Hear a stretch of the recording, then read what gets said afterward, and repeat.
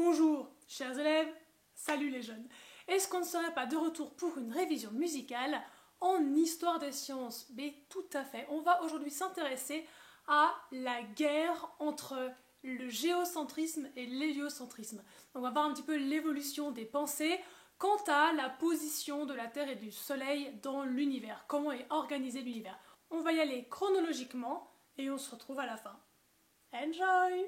Tout commence dans la Grèce antique, naquit plusieurs idées héliocentriques. Philolaos de Crotone est le premier à la théoriser.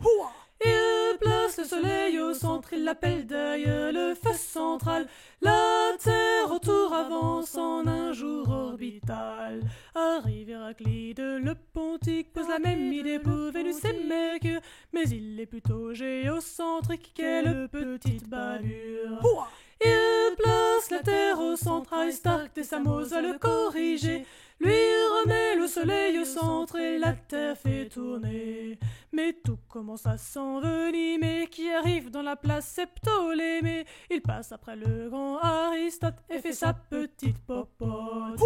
Il met la Terre au centre, perfectionne le modèle des épicycles, pose le soleil sur un excentrique à une vitesse constante. Au VIe siècle arrive Copernic, les poussières, le modèle héliocentrique, parle de mouvements circulaires uniformes, une véritable réforme. Il remet le soleil au centre, place les planètes par rapport à leur distance, mais la Sainte Inquisition se place en opposition.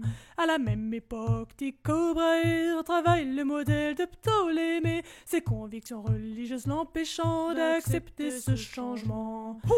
Il garde la Terre au centre, le Soleil et la Lune lui tournent autour, mais les planètes, en revanche, du Soleil font le tour. Pendant 3 siècles, les scientifiques cherchent des preuves à l'idée héliocentrique.